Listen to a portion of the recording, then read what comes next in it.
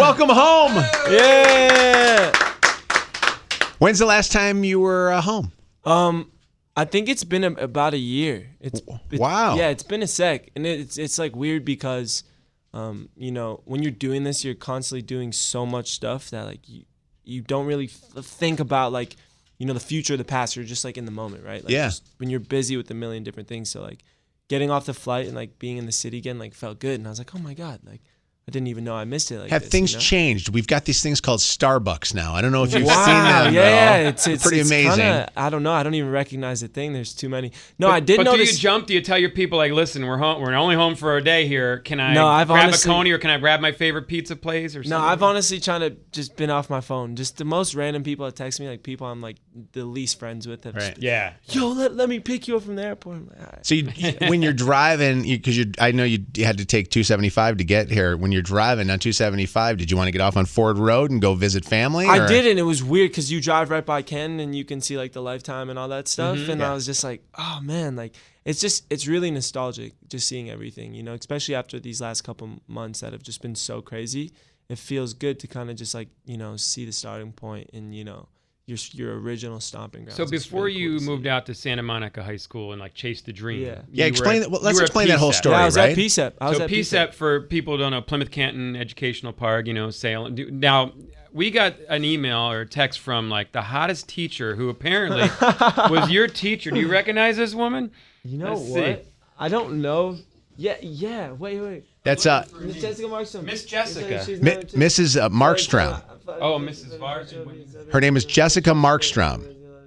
I mean, if that was my teacher, I would not be moving to California. Oh my God. Was she was your teacher in high school? Yeah, she was my teacher in high school. Yeah. What year did you move? I moved my senior year. Okay. Yeah, and I got kind of lucky too. Like the story is so funny. I'm so grateful for all my teachers. Like I really appreciate them because they never like. To be honest, I didn't do anything in class. But I wasn't like a bad kid. You know, there's like kids who don't do anything and they're like, oh, that kid's like a problem. But they just knew my head was somewhere else. And so my senior year, I was supposed to move out a little earlier than I did. So regardless, I get out to California and they're like, we have to finalize all your grades from Michigan here. And then that's going to be your first semester because school starts in August in California. And basically, I was failing in every single class. That's what I thought. And then so they reached out to all the teachers and got like the grades to be like resubmitted, and every teacher gave me a passing grade. That's because they wanted to get you the hell out. Yeah, like we don't want to go back. Like, let them chill. Listen to what her, by the way, it's Miss Jessica Markstrom.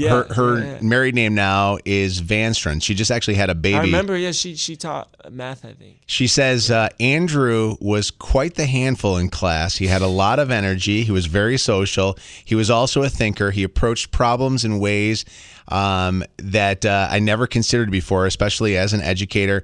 I'm a better teacher today because I had Andrew Bazzi in my class. It's so nice. So, and by the way, don't ever come back. Stay in California. But listen, that was just so he doesn't come. No. That's beautiful. I wouldn't expect you to write something like that. Isn't that amazing? I think I was a pretty big asshole in class. Well, you know what? We all were. It was insane. Like I look back at like myself in high school, and you know, I'm a very forward thinker, but I still like admire the amount of confidence. I don't know where that came from, but I was the most obnoxious, loud, like just fearless kid.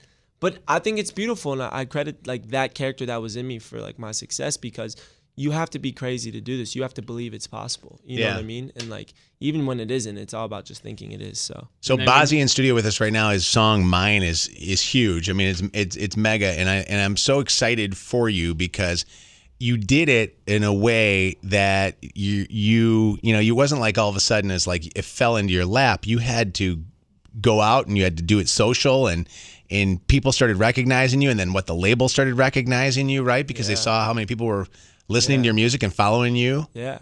The story's kind of cool. You know, I'm personally grateful for it because I've just kind of made mine like I've made any other song of mine. It was done, you know, it was in July of last year, so almost a year ago the song was like finished. And I put it out in October, and you know, my approach was never like, this is my hit, you know, this is my big song. I just have fun making music, which was cool, and I just put it out, and eventually it just surfaced. which was nice because like it didn't take like the finesse, and it didn't take I didn't have the label pushing the button on it. I didn't have anything like that. People were just listening to my music and spreading it. And people who were very famous listening to your music, because everybody talks about this Taylor Swift thing, right? Taylor, Taylor face-to-face ever? No, not yet. I've been so hectic with everything, but when I get a sec, I'm sure we'll link up. Well, the Swifties are insane, and when she puts out a list to her fans, like, this is the music I'm listening to right now, you could see stuff blow up overnight, like millions of downloads. Thank you, by the way, for having my 12-year-old son saying "hit it from the back." And I mean, you know what that's like when you're driving down the street and you hear your son saying that. You're like, all right, man, like chill. No, it's funny too, like the stuff I say in all my music, because I make my music very personally. I don't like to be a successful artist. You can't be concerned of anyone's opinions. Mm-hmm. But it is funny because I write these songs that are very personal and relevant and honest to me, and then. I'm on tour with Camila right now, and we'll be in some cities. Yeah, how hot is she, by the way? She's a cutie. Good Lord. But I'll have some shows, and there'll be like a mom up front, and like I have a song where it's just like, some songs are just super, even dirtier than mine. Right. And like everyone's singing, and I look at this mom, and she's just like, that look at her face. Man, I love it. By the way, if you're just tuning in right now, this is Bazzi. Bazzi is born and bred right here in Michigan, in the Detroit area. Grew up in Canton. He actually, if you missed this interview, he just said that Mojo in the Morning was his biggest influence growing up. Right? I mean, right? You said that, right? You listen to the show, right? 100% listen to the show. Good. Well, not an influence. But not no, I mean, it's how about a negative? Because we've had those parents with those crossed arms when they've listened to our show before with their kids, so... Yeah, I mean, you can't think about anyone who's being negative towards you. Good. That's just the gateway to a sad life. Yeah. And you know what? We don't think about that. We talked to our boss, by the way. Speaking of negative towards you, he's negative towards us every single day. But hey, we have some special people here that we went on the air and said, hey, Bazzi's going to be in studio, and we started getting all these calls from people that you grew up with. So I'm going to have Rachel bring some people in. Rachel, come on, bring some guests in. We have, do you know a guy by the name of Hussein? Do you know Hussein at all? Do you know this guy? This guy? No, who's this guy? You know that guy right there, too? Look at this. Oh, my God, this looks like the Lebanese mafia that's walking in here right now. What is going on? Hold on. You guys are all here. Who's watching Dearborn? We've got Hussein and Todd. We got Brandon, B. Lang, Robbie D, Noah, Mo, Devin. Look, wait, Bazzi, look around and tell me. First off, Hussein, I guess, is which one's Hussein? Which one are you? Hussein. You've known him since... I don't even, right? He's a thug now. You got big, bro. You on steroids? Hussein, who are you now? How do you know Bazzi? I mean, he's him and like... Who are him and him? So Hussein and... These two are brothers. Okay. And the last year I lived in Michigan, I actually lived with them. You did? Yeah. Hussein, how did that work out? I guess like... Andrew just came over to my house a few times, started sleeping over and stuff like that, and then he just kept doing it during school weeks and stuff like that. And then my parents were just like, "You can just stay here if you want." And we heard you bought the ticket to California just to get rid of him. Yeah, that's what I did do. So you got to get this. That's pretty cool, though. That's so 100%. Nice to be able to have friends like that. Yeah. I mean, we weren't even friends. We literally were just brothers. Yeah. Which is the guy? There's one of these guys actually got you working out. Is that true? Who is that? Yeah, I mean, it's all of them. Really? These, definitely these, but I mean, it's just so infused in how I kind of grew up, because they were all obsessed with it because they all played sports, and it was funny for me because I tried to play sports just because you want to do what your friends are doing, you want to be good at what they're good at, and it was just not my thing. But they were amazing at it, and they're all just pumped up every season and jacked, and it's fuck it, I want to be big too, and it just never worked for me. Are any of them touring with Camila Cabello? I mean, come on. Yeah. wait, okay, honestly, did you were you chubby when you were younger? Oh my God, I was thick because this is the thing. I tried to gain muscle like they were. Mm-hmm. And it just didn't work. I was just putting on a ton of weight. So were there any girls that you grew up with that you really, really wanted to have an opportunity with, but you felt like maybe you were held back a little bit? You know what? Never. That was never the case. You got every girl? Even when I was the most weird looking kid. You son of a bitch. But this is the thing. Is that girls see confidence. That's what guys get confused with. Okay. Like even when you teach me this stuff. I need some help. I'll give you I need some knowledge help. right now. Go ahead. Even when you got the car and you got everything, like they don't see the car. Like they don't like the car. You feel confident when you're driving a Ferrari. Yeah. Like that's a feeling you're giving off. Yeah. And it's like in high school I was crazy. I just thought I was the shit, even when I was not. But I put that. Is that true, energy guys? out. Is that how he was? Yeah. Yeah. I mean, I've always believed in myself. Did you get in fights with guys then? Never. Never. I've always never ever. I mean, like, my personality is weird to describe because I was very confident, but I was never like an asshole. I loved everybody. And That's good. Really obnoxious and loud and fearless is like, yeah. I can't believe that these guys have all known you since you were a little kid. Who's it, dear? Where's Robbie? Which one's Robbie? Robbie, he actually has known you since 7th grade from middle school. Yeah. He went to Chicago with you. Is that right? Oh my God, you did go to Chicago. Yeah, when he did a Vine performance at the time. Yeah. Go ahead, come on up to the microphone here. Yeah, we went to MadCon. Andrew got invited, and That's How so did he, funny. wait, how did he choose you? And by the way, I honestly have no idea. how much cologne do you have on? You got a lot of cologne. What are you wearing? You got a lot of. He's got all the cologne on. As soon as he stepped up, you got it. You Yeah, caught there's it. a cloud. Holy cow. but it was really random, and we had a good time. That's Yeah, cool. it was That's fun. good. Who's the guy behind you? What's your name? I'm Andrew's bodyguard. Yeah, I was gonna You're say. Andrew's bodyguard? Andrew and my brother Chucky and Hussein were like the three. What's your in name? high school. My name is Todd. You're Todd. Dude, look at you, Todd. You look, That's what I'm Todd, saying. I Todd, grew up with this shit. I was like, I want to be big too. either Right. Todd's wearing a shirt that's 5 sizes too small or he's strong. Look at that. That's I think it's unbelievable. 3X, bro. I think 3X. it's a combo. It's a combo of both. All right. When they I were think all it's a mix of 15, both. Todd was the guy going to buy Henny at the party store. He could get it. He had the facial hair and everything. Is that He true, had our Todd? back. No, so I'm 6 years older than him. He's the same age as my brother. So when all my boys went out for college, I'm the one that stayed home and commuted. So they didn't have cars. They didn't have money. So usually it was me taking them out to Sky Zone, out to eat, Yeah. And I remember going to work out for 3 months when Andrew came and told me that he wanted to pursue his career in music. He's like, you got to get me jacked. You got to get me big. He was benching like 100 pounds. And in 3 months, I had him 225 bench. Holy. Wow. I was benching a lot, but I was thick still. See, this is the thing.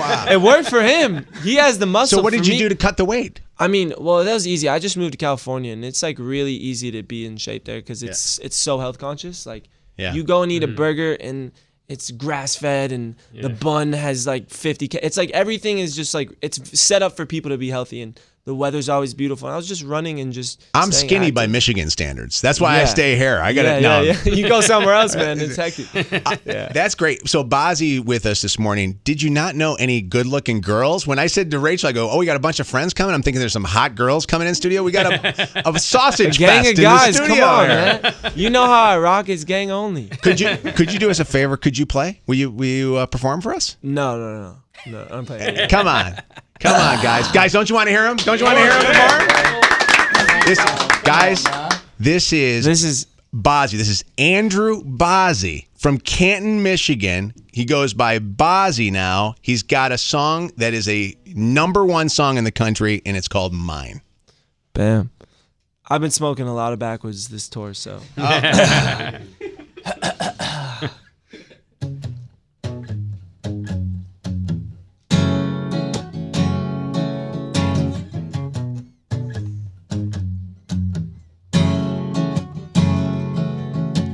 You so fucking precious when you smile. Hit it from the back and drive you wild. Girl, I lose myself up in those eyes. I just had to let you know you're mine. Hands on your body, I don't wanna waste no time. Feels like forever, even if forever's tonight. Just lay with me, waste this night away with me. You're mine. I can look away, I just gotta say, I'm so fucking happy you're alive. Swear to God I'm down. If you down, all you gotta say is right. Yeah. Girl, anything I could do just to make you feel alright. I just had to let you know you're fine. Running circles round my mind. Even when it's rainy, all you ever do is shine. You on fire, you a star just like Mariah.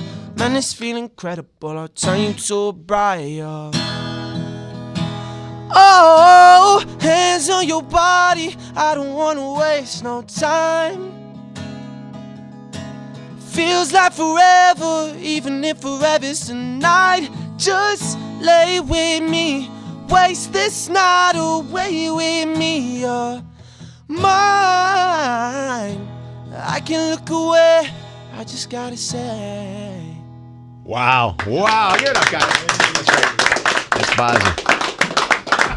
He's so good.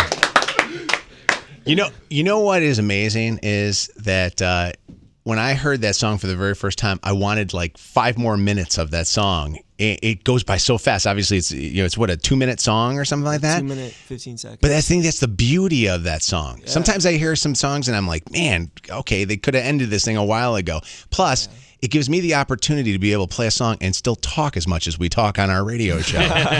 So I like that. I love that song. That's so good. Thank you so much. Was there an inspiration to that at all? Or? Yeah, there definitely was.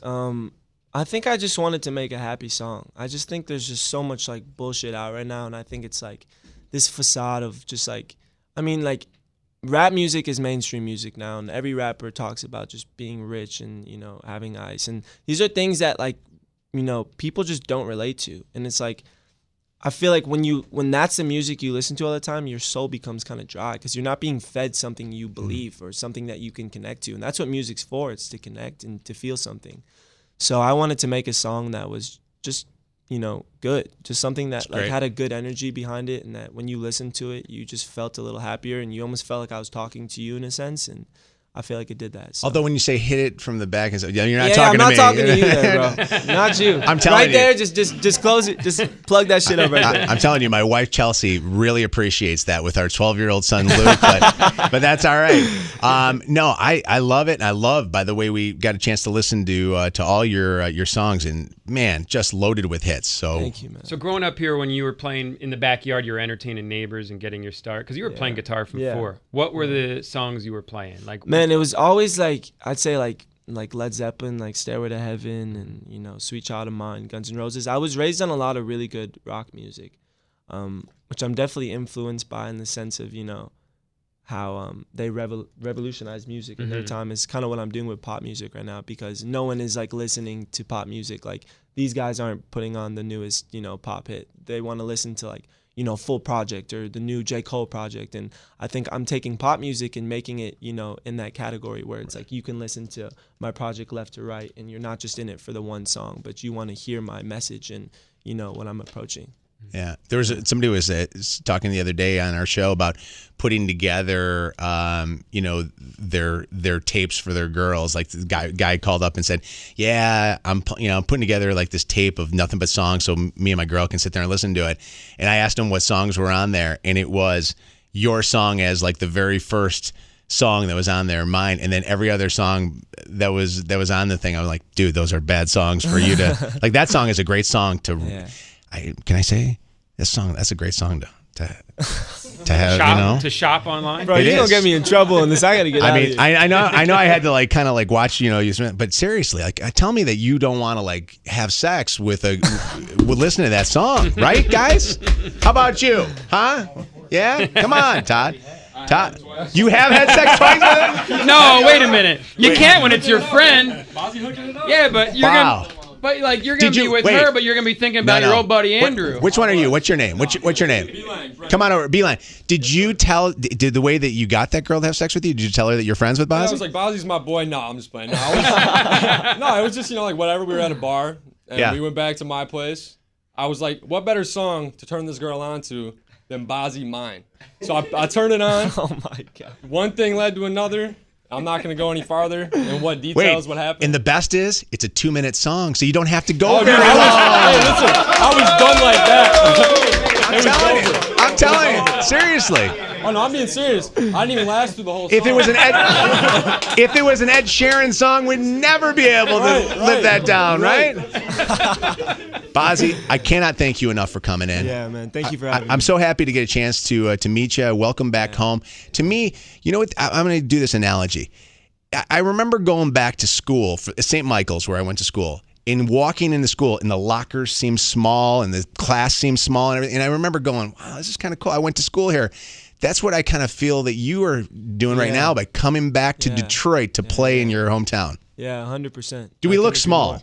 You guys don't look small. You guys look the same size, but I feel like everything else does. So it's amazing. Awesome. Well, you know, we looked at the iTunes charts last week, and you were #1 on the chart, and it's like, well, he's one of Detroit's own right here. This is the next 100%. generation. Guys, let's give it up. Let's have some fun here. Bazzi.